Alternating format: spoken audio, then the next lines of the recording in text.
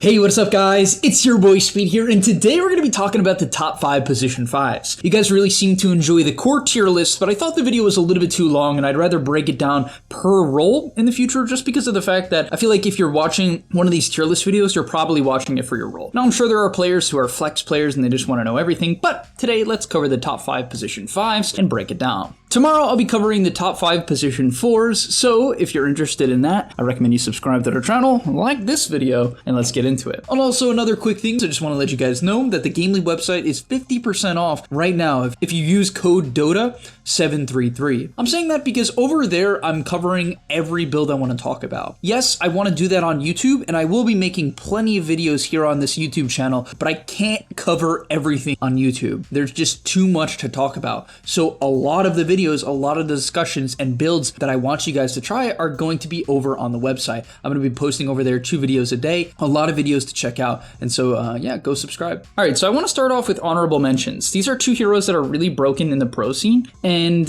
I'm going to explain why. I think they're good in pubs as well. However, you kind of got to know how to play them. One of them requires a lot of team synergy, and so it's a bit tougher to play these heroes in pubs. The first hero being IO. IO is good right now because the map is huge. A big part of the meta is going to be having some really hard carry farm the entire map. And there's a lot of hard carries that love playing with IO that can farm the whole map.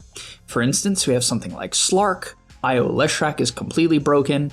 IO Ursa is very good. And there's a lot of examples of just IO plus a hero that's good. And you don't have to have some like really broken IO plus carry strategy even to make IO good. It can just be IO plus some sort of strong offlaner like IO Centaur. And the reason why IO can be really good in the current meta is because of the fact that number 1, mech is still really broken, and that's really strong with IO. Anti-heal is just not that good right now. Vessel's a pretty shitty item. Actually, I will say Vessel is better now. I will admit the fact that you get a charge when you die basically allows you as a support player to buy an urn, kill yourself, and it sounds kind of rough, but buy an urn, you go die, and then you get a charge. And this allows you to make sure that if you're buying Vessel, you have that 1 charge, which is going to allow you to secure that big kill on Morphling, Huskar, whatever the hero is that you're trying to anti-heal. So it is better for that reason. It's certainly easier to play around. However, IO in a 40% bigger map with a ton of camps allows his hard carry to farm the worst camps in the map. There's camps in Dota right now that are so inconvenient that the majority of heroes simply cannot farm them. You guys know what camps I'm talking about. If you don't, they're in the corners of the map by the base. These camps are too far away. And so if your team ends up taking a fight and you're farming these camps, well, guess you're not showing up because there's no way you're getting there. No way. There's no way. The map's too big. And so essentially, IO allows you to farm every camp in the map because of relocate. Also, being able to pick people off using the Watchers and devious ward spots that can't be dewarded due to the lack of sentries just favors a split map style that IO loves. And talking about a split map style that a hero loves is Enchantress. Enchantress loves the split map style because of the fact that she can farm up all these camps. Her shard is really good now. It gives you little friends, which counters the unit heroes, but most importantly, you can enchant 2 creeps at the same time. And so you just can cut waves and farm camps like crazy. And this allows you to scale like a madman. And what's really cool is if you're having a bad game, your team can take the Tormentor, get you a shard, allow you to dominate 2 creeps. That's going to allow you to recover and have a lot of impact just through killing a Tormentor. And that's pretty cool as well. That's really, really awesome. So these poor supports that get a lot of value out of the shard are really nice in this meta. There's a few examples of them, and I'm going to kind of talk about them actually in this video because I think it really is actually a bigger deal than people realize. But yeah, Enchantress, very good right now. She allows you to take all the tier 1s, which I think is key in this meta. Taking the tier 1s and opening up the side lanes is very important. I think opening up the mid lane, from my experience, is less important. Still important. Still important, allows for smokes and everything. Less important. I think taking the side lane tier 1s is more important now. That's my read at least. Yeah, and she allows you to do that very easily. She allows you to have a good laning stage with almost any hero. She allows you to take the tier 1 towers, take control of the portals in those areas. She generally will allow you to get the fruit thingies because at minute 3 when they spawn in the side lanes, she's just so strong with her creep, you can generally get those. She just allows you to take a lot of these major early objectives, which is going to allow your hyper carries that are going to be prevalent, the PLs, the AUKs, the Dooms, the Naga, you know what I mean? These super hyper carries that are broken right now, she enables them very, very, very well. And so yeah, hard to play, similar to IO, hard to play, it requires team synergy, and less so you can carry the game alone as Ench. If you get good at laning with her, like get good at a little bit of micro, get good at a little bit of laning, you can kind of own with this hero for sure. All right, you can certainly 1v9 with this hero. Basically what you want to do typically is max impetus, 2 points enchant, and then you max enchant, and then you max your heal. Sometimes if your game isn't as good, or impetus isn't good for some reason, then like let's say it's a bad Enchantress game, or it's a game where you need to live, then you can max the heal and max the enchant, and that's an option if they have some counters and you need the heal to live. And so yeah, either of these heroes are top meta. Like they're generally being banned every single game in the pro scene, and I certainly agree with that to some extent. Like you do need to be an Enchantress player though, or an IO player. All right, getting into the 5th best hero. I don't have too much to say about Jakiro because he got nerfed. The hero is just really good right now. I really don't want to spend any time on it because it's not that interesting and there's not too much to say. So I'm gonna spend way more time on the other heroes, but if you're looking for a reliable hero that does a lot of damage, has a good laning stage, allows you to take the early towers with the liquid fire, it's a good hero. Like it got so many buffs in the previous patches where the current nerfs, where they nerfed macro pyro damage a little bit, it just doesn't matter. The hero's too good in pubs, has too much impact, too reliable, does it all. Yeah, I don't know what to say. I really don't think this hero is special. It's still just like super reliable. So I definitely suggest it if you don't know what to pick, and it's reasonably easy to play. Then we have Undying. Undying got some weird changes. His ulti is way longer cooldown now. It went from 135 to 155. This ability is a really long cooldown. But the thing I'll say about Undying is, okay, the hero was already pretty good. Decay is a good spell, Tombstone's a good spell, good laner, you know what I mean? These things still stand. Nothing changed from there. But his newest shard is a devilish spell. I don't know if they changed this, but I played in a pub where the Undying could drop Tombstone, and if you don't know what the shard does, I'll explain it now. He would drop Tombstone, and now you can put your teammates in the Tombstone. So you're basically saving them. It's like Shadow Demon Disruption. And you can put them in a Tombstone if they're black holed. A long time ago, Dota made this not possible.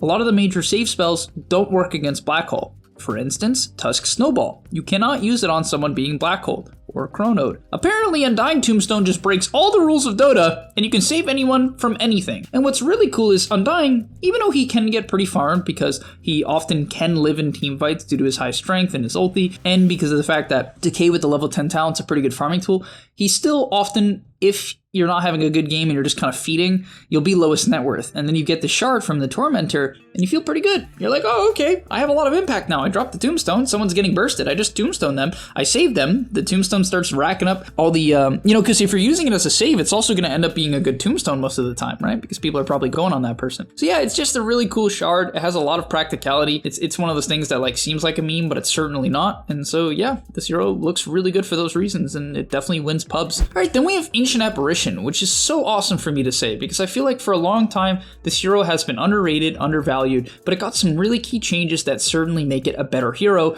and now it has about a 53 to 54% win rate, which is super solid, one of the highest win rate supports in all of Dota. So what got changed about Ancient Aberration? Well, Ice Vortex is the main thing.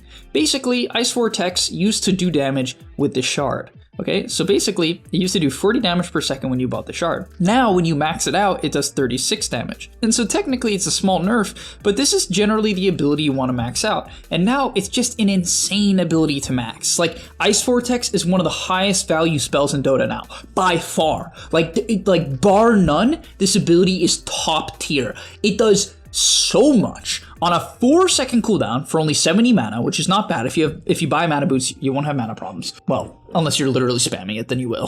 It's a 4-second cooldown. But it's a 25% slow in an AoE. It increases magic damage by a staggering 25% for 15 seconds, so you can have 3 of them active at the same time. It allows you to scout Roche, scout high grounds, and give vision, which is very key in this patch where there's a lot of area to cover. It lasts for 15 seconds, cancels blink daggers the entire time because it does 36 damage, so you can cancel blink daggers, slow people from far away, prevent initiations, give vision of hills, scout Roshan, scout the portal when you're taking Roshan. Very valuable.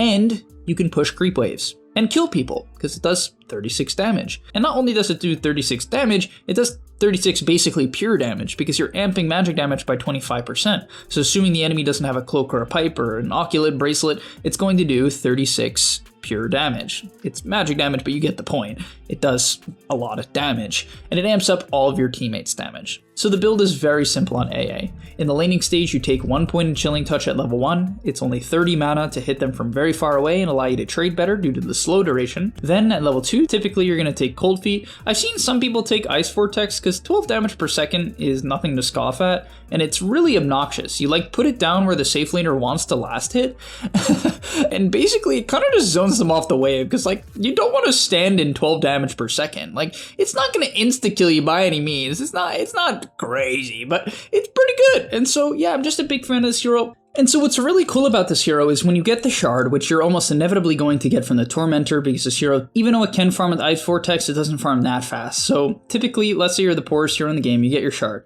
right? Then what it does is it stuns whoever you hit with Ice Blast, which tends to be 2-3 heroes in team fights. Or if you're just going for a pick off, whatever, that's fine too. You freeze them with your 60% of the Cold Feet duration. Cold Feet lasts for 2.8 seconds. It's a long stun. And so 60% of that is what, like 1.7 or something like that? 1.6? I don't know. You get the point. It's like 1.6. It's a 1.6 second stun. That's really good. Also keep in mind that allows you to set up for Cold Feet. So what you do is you hit them with the Ice Blast, then you Cold Feet them, and then they get stunned again, right? Because it's very hard for them to get out of the Cold Feet if they're affected by Ice Vortex, and they get stunned for, let's say, 1.6 seconds. This hero has a lot more utility now. Its Ice Vortex is absolutely incredible. You should be maxing it out by level 7. Then after that, max the Cold Feet, right? Please do not max Chilling Touch early. I understand it's a cool ability. It is a strong ability, and it has a lot of really good talents, but in general, you want to be taking the Cold Feet damage per second. Sometimes Chilling attack range is okay at 10 to cancel certain abilities, or like Blinks or whatever, but you take Cold Feet damage at level 10, which is honestly, it's pretty high damage. Then at level 15, the Cold Feet breaking distance is not bad, but Ice Vortex cooldown is just too good at 15. It's an insane talent. At level 20, you take Ice Vortex slow and magic damage. The Chilling Touch talents are very nice, but I just don't think they're that cool. Then we have Oracle. This hero is one of the highest win rate supports in Dota. In fact, compared to other position 5s, the only hero it's lower than is Silencer, which I actually didn't put on this list, even though it's technically the highest win rate support because it didn't receive any changes, and so I guess it's just good or something. I don't really know what to say. I don't know why Silencer. If you guys know why Silencer is good right now, please let me know, because it's not like it benefits from the Shard. So, but you know who does benefit from the Shard? Oracle does. Oracle super benefits. If you get your Oracle a free Shard, it is insane. This Oracle hero is the most, I want to say here, the most buffed 5 of the patch, for sure. Its W, okay, is really important now, because when people BKB, they aren't fully magic immune. So when people BKB, you can Fate's Edict them, right? That's your W. You Fate's Edict them. What this ability does is it makes your teammate magic immune, and it's supposed to disarm them. But this patch, they removed it. So now, you make them magic immune for 5 seconds. They can't take magic damage on an 800 cast range. Very good. And it used to disarm your teammates. So if you wanted to make your teammates spell immune, they couldn't auto attack. They removed that completely. That is insane. If your carry is going in and fighting, you can click this spell on them, they can beat someone to death and eat an entire Skywrath ult. It is insane. There is no insane. It is an insane spell. This Oracle hero is insane. It's not the greatest laner, but it is crazy in the mid game. And it's Aghanim Scepter. I made a video on Oracle Core, and I talked about why this hero is good as a core. It is only because of his Ags. They moved his Ags to the Shard, which you can now get for free. And the only thing they changed for a third of the cost, because it's Aghanim Scepter to Ag Shard, for a third of the cost, so you can buy it if you need it. The only thing they changed is Reign of Destiny. Instead of doing 60 damage per second and heal, does 40. That's it. That is the only change. If you don't know what this ability does, in a 650 AoE, it's massive. On a 40-second cooldown, low cooldown, it does 40 heal and damage per second. A lot. Up to 400 damage and heal. Actually, it's way more than 400 heal because of the fact that it amps heal. So instead of being 40 heal per second, it's 50 on teammates. It's a lot of heal, and it lowers the enemy's healing. So it destroys their ability to play around mech, around wand, around any healing comp. It's just weaker. It's insane. I don't know what else to say. This hero got giga buffed, like giga buffed. It's so buffed. it's insane. Like, I think people should be playing this hero. That's all I'm going to say. With the shard and with the W change, if you're good at Oracle, it's a little bit hard of a hero. It's not the best laner. But man, on your timings, there are a few heroes that have as much impact as Oracle if you play the hero well. I'm just going to say that right now. All right, finally, last but not least, it's Chen. Not too much to say. It's, you get too much gold. There's too many creeps. If you don't know what they changed about Chen that made him broken, basically every time you dominate a creep, you get the gold. Might not seem like a big deal, but it's a 15-second cooldown, and I talked about this in my previous video where I was talking about builds you can try, and I talked about Chen already, so a lot of you guys already might know a lot about Chen from that video. Basically, Chen gets way too much gold, way too fast. There's so many camps on the map, and you know who's the best farming support in the game? It's Chen. And now, not only is he the best farming support in the game, he's the best farming support in the game by far! Because he farms all the creeps, and when he takes over the creeps, he gets the gold. And you know what his shard does? It lets you take over ancients. And you do get the gold from dominating the ancients. And you know how many ancient camps there are on the map? A ton. There's 2 of them right next to each other. So Chen farms way too many items, way too fast. You know what items are broken right now? Mech, good on Chen. Drums, great on Chen. Solar Crest got buffed and I think it's good now. Great on Chen, really good on Chen. All of these items pair, okay, Mech doesn't pair well with Penitence, but these other items pair so well with Penitence. This hero is just crazy. It does a lot. The creeps are so strong. There's so many creeps on the map, so it's not like, let's say you lose your creep army. It's not like the old patch where you're like, oh, I lost all my creeps. Guess I have to grief my team super hard. It's like you just go to the vast, remote, separated island of Dota that is the corner of the map, and you go get a bunch of creeps, you farm like a madman, you get super good order items that your team needs anyway, and you don't grief their farm much at all. Yeah, the hero's too good. It's shows in the win rate. If people were good at Chen, you know, like people can't even play Chen and the win rate is too high. It's not the highest win rate support, but the fact that it's Chen, it got an 8% increase in win rate. 8.4% win rate increase. The only other hero that has a higher win rate increase this patch outside of Chen is Phantom Lancer, the hero that no one likes playing against right now. So yeah, thank you guys so much for watching. Hope you learned quite a lot. I'll see you in the next one, and I'm out. Peace. And that's all, but remember, before you leave, come on, before you tune out, subscribe to the Game Leap website where we are going to help you get to the next rank. If you're stuck, click the link down below, and I'm out. Peace.